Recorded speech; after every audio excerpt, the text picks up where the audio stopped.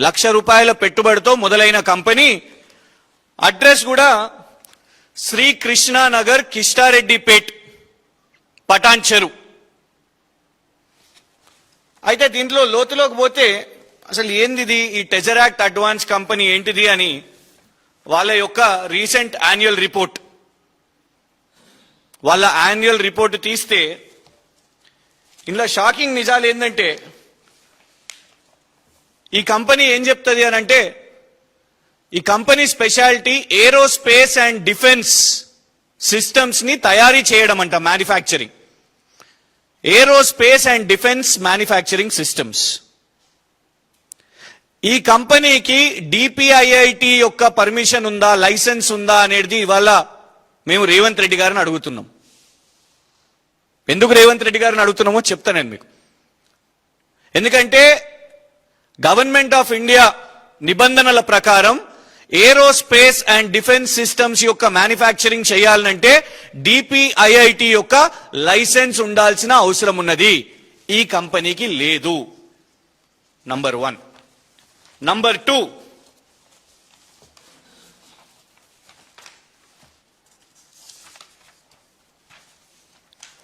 ఈ కంపెనీ కేవలం ₹1,00,000 మొదలైంది, 1,00,000 క్యాపిటల్తోని. వాళ్ళు ప్రొడ్యూస్ చేసింది ఏమీ లేదు, మ్యానుఫ్యాక్చరింగ్ చేస్తున్నది ఏమీ లేదు. కానీ వాళ్లకు ఫారెన్ ఎక్స్చేంజ్ ఎర్నింగ్స్ ₹1,00,00,000 వచ్చినాయి. Foreign exchange. ఇదే యాన్యువల్ రిపోర్ట్లో ఇంకో దారుణం ఏంటంటే, కంపెనీలో ఎంతమంది పనిచేస్తున్నారు, నంబర్ ఆఫ్ ఎంప్లాయీస్ అంటే 0. యాన్యువల్ రిపోర్ట్లోనే చెప్తున్నది. మేల్ 0, ఫీమేల్ నిల్, ట్రాన్స్జెండర్ నిల్. ఒక్క ఎంప్లాయీ కూడా లేదు ఈ కంపెనీలో, టెజరాక్ట్ అడ్వాన్స్ ప్రైవేట్ సిస్టమ్స్ లిమిటెడ్ లో.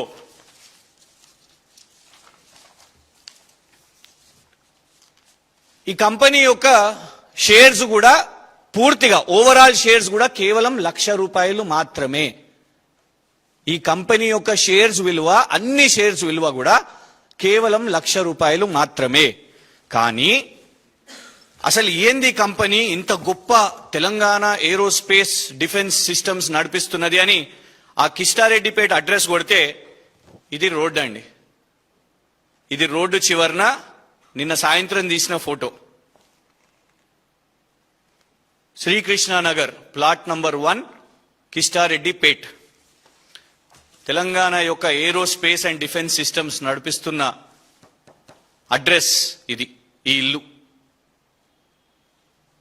దీనికి చైర్మన్ రేవంత్ రెడ్డి గారి సొంత తమ్ముడు అనుముల కొండలరెడ్డి గారు.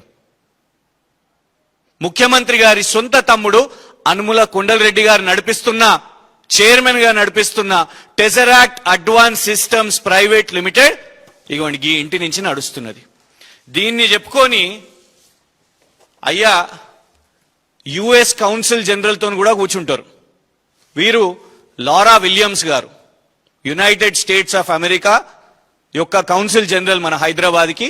లారా విలియమ్స్ గారితోని ఇగోండి పక్కన టెజరాక్ట్, దీని మీద టెజరాక్ట్ అని రాసింది. ఈ కార్యక్రమాన్ని చేసింది కూడా టెజరాక్ట్ అడ్వాన్స్ సిస్టమ్స్ ప్రైవేట్ లిమిటెడ్.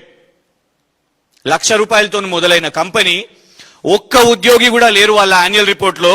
నడుస్తున్నదేమో ఈ ఇంట్లో. కానీ ఇగోండి, మేము United states and India, US India strategic partnership వాళ్ళకు కూడా, ఫోరం వాళ్ళకు కూడా మేము లేఖ రాసి మెయిల్ చేయడం జరిగింది. దీని యొక్క పారామీటర్స్ ఏంటిది, కొండలరెడ్డి గారిని మీరు మీ ఎగ్జిక్యూటివ్ కమిటీలోకి ఎట్లా తీసుకున్నారు, కేంద్ర ప్రభుత్వం దీని మీద ఏమన్నా కనీసం చూసిందా. ఇక అన్నిటికంటే పెద్ద నేరం ఏంటిదంటే, ఇవాళ ముఖ్యమంత్రి గారు చేసిన నేరం,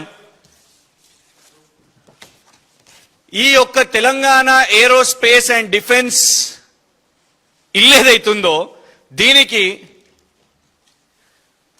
ఈ భూమిని కేటాయించారు. 100 కోట్ల పైన విలువ గల రావిరియాలలో 4th సిటీ గేట్వే అని అంటారు. 4th సిటీ ఎందుకబ్బా అంటే ఇగోండి దీనికోసం. కొండల్ గారికి 20,234 చదరపు మీటర్ల భూమి, అంటే సుమారు 5 ఎకరాల భూమి సొంత తమ్మునికి ఇవాళ ఎంత? ఇగోండి, ఇది టీజీఐఐసి యొక్క డాక్యుమెంట్. టీజీఐఐసి యొక్క డాక్యుమెంట్ ఇందులో చాలా స్పష్టంగా ఉంది. 12 జూన్ 2025 12 జూన్ 2025 3,707 రూపాయలకు టెజరాక్ట్ అడ్వాన్స్ ప్రైవేట్ సిస్టమ్స్ లిమిటెడ్ కి ఈ యొక్క భూమి, కానీ నడుస్తున్నదేమో ఈ ఇంట్లో.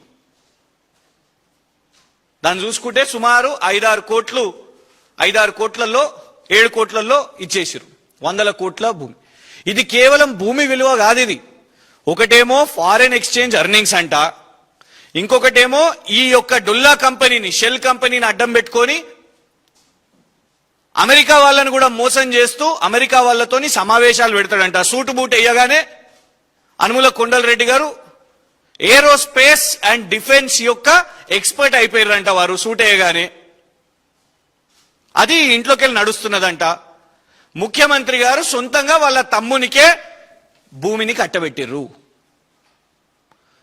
గతంలో స్వర్గీయులు ఎన్టీ రామారావు గారు ఒక సినిమా చేసినప్పుడు, బ్రహ్మరిషి సినిమా చేసినప్పుడు వారి మీద కేసు వేసారు. ఆ కేసు వేసినప్పుడు కూడా చాలా స్పష్టంగా కోర్టులు ఏం చెప్పినాయంటే, ముఖ్యమంత్రిగా ఉండి మీరు సినిమాలు చేయడము, ఇట్లా ఆర్థిక లావాదేవీలు చేయడము ఇది కరెక్ట్ కాదు అని చర్చ ఇవన్నీ జరిగినాయి. చరిత్రలో ఇంకోటి కూడా గుర్తుపెట్టుకోవాలి అందరూ. స్వర్గీయ మాజీ ప్రధానమంత్రి ఇందిరాగాంధీ గారు వారి అధికారాన్ని, ప్రధానమంత్రిగా వారి కార్యాలయాన్ని అధికార దుర్వినియోగం చేసినని ఆనాడు అలహాబాద్ హైకోర్టు ఇందిరాగాంధీ గారిని బర్తరఫ్ చేశారు. ఎందుకంటే ఎన్నికల సమయంలో తన ఆఫీస్ ని మిస్యూజ్ చేసిందని. ఇక్కడ రేవంత్ రెడ్డి గారు మిస్యూజ్ కాదు, ఎక్స్ప్లాయిట్ చేస్తున్నారు. ముఖ్యమంత్రి కార్యాలయంలో కూర్చొని తను ప్రమాణం చేసింది ఎలాంటి పక్షపాతం లేకుండా నేను వివరిస్తా అని. కానీ వల్ల అన్నదమ్ములకు భూములు రాసియాలే, షెల్ కంపెనీలు మొదలు పెట్టాలి, వాళ్లకు కోట్ల రూపాయల భూములు అప్పచెప్పాలని వ్యాపారం చేస్తున్నారు ముఖ్యమంత్రి గారు. ఇలా నేరుగా ముఖ్యమంత్రి గారిని అడుగుతున్నాం. ఇందులో విచారణ అడగడానికి ఏం లేదుగా. ఇది open and shut case. Land allotment జరిగింది, ఇదొక షెల్ కంపెనీ, ఆ కంపెనీకి ఎంప్లాయీస్ కూడా లేరు. నిన్న ఈ కంపెనీలో ఒక కాంగ్రెస్ లీడర్, చోటా మోటా లీడరు, ఆయన డైరెక్టర్ కూడా కేటీఆర్ గారికి ట్వీట్ పెడతాడు, మాది స్టార్టప్ కంపెనీ అంట. స్టార్టప్ కంపెనీ అయితే ఎక్కడ ఉండాలి? స్టార్టప్ కంపెనీ ఒక ఐటీ పార్క్లను, ఒక ఇన్క్యుబేటర్లను, లేకపోతే టీ హబ్లను అక్కడ పెట్టుకుంటారు. ఇంట్లో పెట్టుకుంటారా స్టార్టప్ కంపెనీ? గిడ పెట్టుకుంటారా స్టార్టప్ కంపెనీ మీరు? ఇగోండి, దీని మీద స్పష్టంగా ఉన్నది. ఎవరన్నా కూడా వెళ్ళి దయచేసి ఇవన్నీ ఫొటోస్ మీకు ఇస్తాం, జీపీఎస్ లొకేషన్స్ తో సహా ఇస్తాం, ఎవరన్నా విచారణ చేపట్టవచ్చు. ముఖ్యమంత్రి గారే ఇవాళ కూర్చొని వాళ్ళ అన్నదమ్ములకు, వాళ్ళ అంచర్లకు భూములు ఇచ్చేస్తే ఆ భూభారతి యాక్సెస్ లేదు. ఇవాళ 4th సిటీలో ఎన్ని భూములు ఇచ్చేసారో ఎవరికీ తెలియదు. ముఖ్యమంత్రి గారు తప్పుకుంటేనే నిష్పాక్షికంగా విచారణ జరుగుతుంది. రేవంత్ రెడ్డి గారు ముఖ్యమంత్రిగా కూర్చుంటే పోలీస్ ఆయనదే, సిట్ ఆయనదే. ఏమంటాడు? సిట్ విచారణ ఇస్తా అని అంటాడు, సింపుల్. ఆ సిట్ ఏం తేల్చలే, లేదు సిఐడి అంటాడు, లేదు ఏసీపీ అంటాడు. ఇవే ఉంటాయి.